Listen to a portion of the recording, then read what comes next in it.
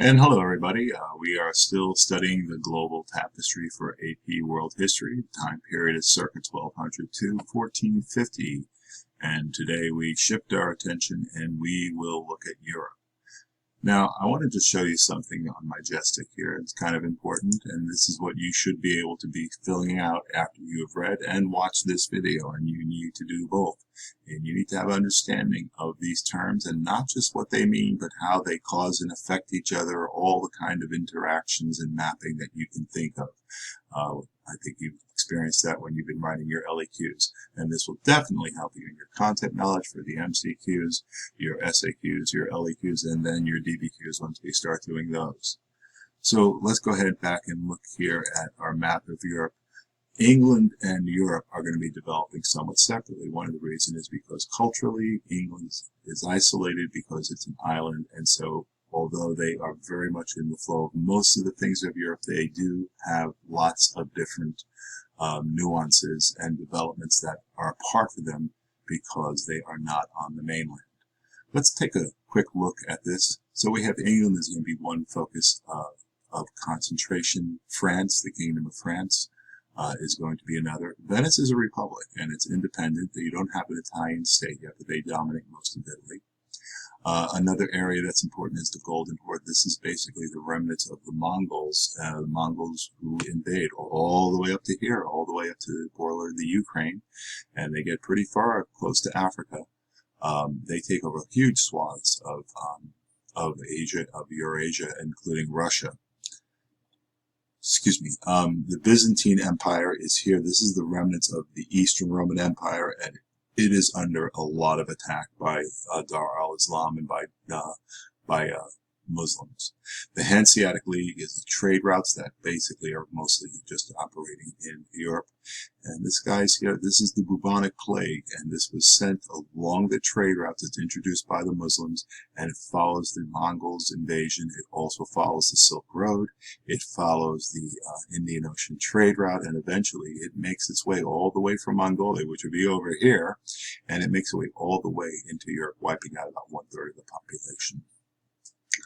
Toward the end of this period, Portuguese ships are going to be sailing. We just talked about that in the previous video, and they're going to be trying to get a route to the east, a sea route, and they're going to be making trading posts all over the coast of Africa and then South Asia. A big development that happens at the end of this era is the printing press, and this is going to revolutionize the world.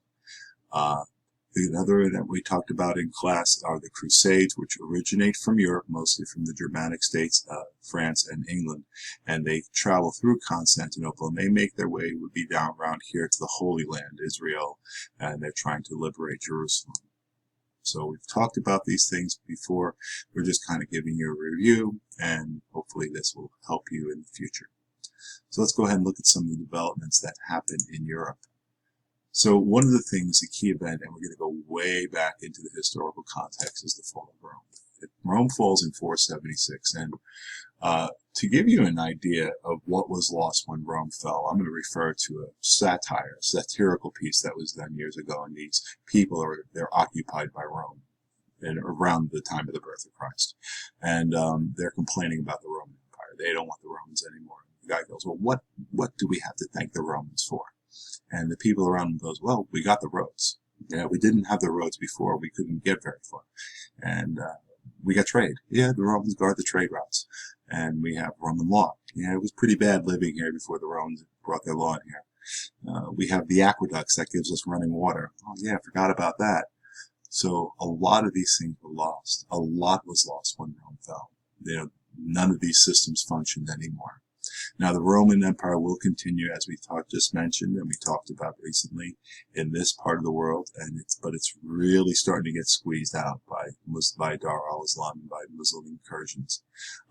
This area did very well. This city, Constantinople, current day Istanbul, look what it does. It connects Asia Minor with Europe, and this is an important city.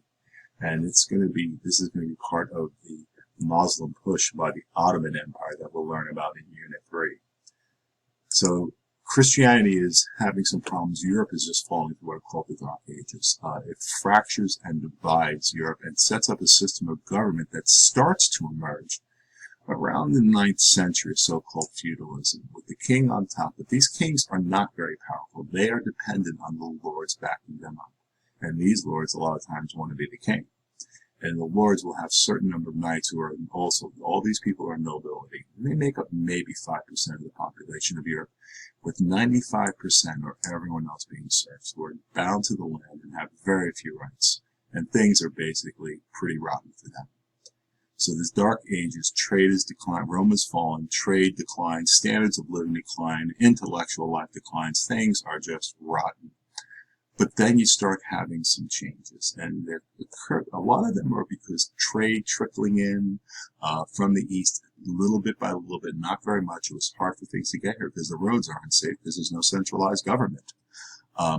You enter a period of the High Middle Ages, and one thing that happens is the kings basically start getting more powerful. Now, England's going to have a little different path, but we'll talk about that separately. And the kings start getting control of the lords and the knights, and they start exercising power. They start controlling the forces, and they have a military force, and they can now enforce their will. They can enforce their will with law. They can enforce their will because they're starting to gather taxes. So the kings are starting to get more powerful in this time period. So power is shifting into a more centralized form of government, although it's still very decentralized. In England, the kings were getting stronger also, but in 1215, the Magna Carta gives nobles rights that they didn't have before, and it's not really, it kind of repeats itself in France in what's called the Estates General, although not as strong. This is mostly about England, that the king loses power, but Parliament arises as a governing body. And this is a uniquely British idea. Later on, it's going to be copied by the Estates General of France, but the French nobles don't have near the rights that the English nobles do. So in the long run, the kings in England get very strong, but they kind of go through a little, they're rising high, then they go through a dip after the Magna Carta, but then they start making an ascent because Parliament realizes that having a strong state is in everyone's interest. So you have a lot of discontinuity, a lot of sputtering going on, but one thing that is maintaining the culture and kind of giving some continuity and changing also with the time and introducing some changes, the Roman Catholic Church. Now, the Roman Catholic Church had separated from the church that was in Constantinople. The church that's in this part of the world here, if it's Christian, is called the Orthodox Church, and they split. The Roman Catholic going one way and the Orthodox going another way. They have pretty much the same beliefs, but it's basically on who should succeed as the leader of the church. That's the big issue. So you have Orthodox Christianity in this part of the world, and in this part of the world you have basically Roman Catholicism until the 16th century. This offers a great continuity for Europe. It kind of preserves some parts of learning. And during this time period of the High Middle Ages, you start having universities appear in places like Paris, in places like Oxford, and these are basically run by the Roman Catholic Church. And so you have the thinkers are being led by the Roman Church. You also have the preservation of books by the monks and monasteries, but they're doing it all by hand, so it's very painstaking, slow, and very expensive to have done. Another thing that provides a big change that is very much part of the Roman Catholic Church are the Crusades. Now, we talked about the Crusades. The Crusades are an attempt by Europeans to free the Holy Land, which is Jerusalem and the surrounding area in Palestine, away from Islamic control. They are not really successful. They do get some territory, but eventually it falls back into the hands of the Muslims. But one thing it does is that these soldiers, they run into contact with the world of Dar al-Islam, and they see the architecture. They see that the cities are cleaner. They see that people are living longer. They taste the foods, and they are getting more direct contact with things from the East because of the Silk Roads. So this makes them want more things from the Middle East, and it's going to lead to this guy leaving from Venice, and he's going to travel all the way to China and to visit the court of Kublai Khan, who is the grandson of Genghis Khan, who is now ruling China. And he stays in the court, and his name is Marco Polo, and he writes about his expeditions in Europe, and he comes back, and people now are fascinated with what is life like in the East. And this brings about basically a desire for trade, and also money starts to kind of exchange. People need money to borrow things, to invest in things, especially during the Crusades. They needed money to replace armor, to replace the horse. Going to war is very expensive, and this was not funded by a state. It's funded by the individual knight. So credit was needed. Banking, paper money starts becoming introduced, and you start having the beginnings of a modern economy in Europe, partly because of the desire for the technology and the goods that were offered in the Eastern world. So this is promoting trade, and you have the beginnings of a middle class or a bourgeoisie rising in Europe. Feudalism is starting to weaken. There are other things that weaken feudalism. Feudalism is based on a land system of ownership of land and self-sufficiency farming, done on a manor, or another name for the holdings of a lord. So once you have this event called the Little Ice Age, where basically the temperatures drop, the agriculture is really affected badly. A lot of population growth basically slows down to a standstill. Well, what happens is, and then combined with the bubonic plague that is being brought into contact because of trade and because of the Mongols spreading it, it eventually gets into Europe, and they have no resistance to disease, and Europe is wiped out. About 33 to 50% of Europe dies. All of a sudden, there are less people around, and the people who are the serfs, they start moving up because there's room now for them to move, and you have the beginnings of a middle class.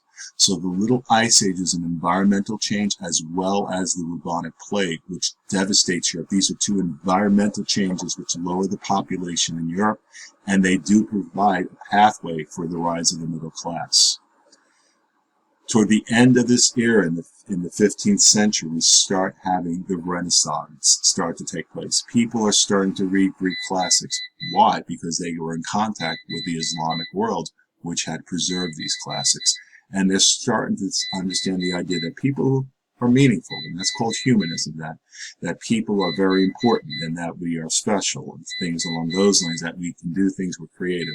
So humanism leads to a rebirth of culture that's going to really take over in Europe in the latter part of the 15th century. It starts in Italy, and then it spreads to Holland, and the Renaissance brings with it not just artistic change and cultural change, it's going to really change the culture in the early 16th century with the Protestant Reformation. Another thing that is coming that's going to set us up for Unit 4, which is maritime exploration, is technology in maritime exploration. Different types of boats, different types of sails, different types of technology for navigation, and gunpowder are making their way into Europe. And this is going to really change the fortune of world history and Europe's history during the age of exploration, which starts in the very late 15th century. But that's all we have for today. Focus on the notes. Make sure that you can look at this chart and fill in these terms and then connect the ideas one to another. Have a great day.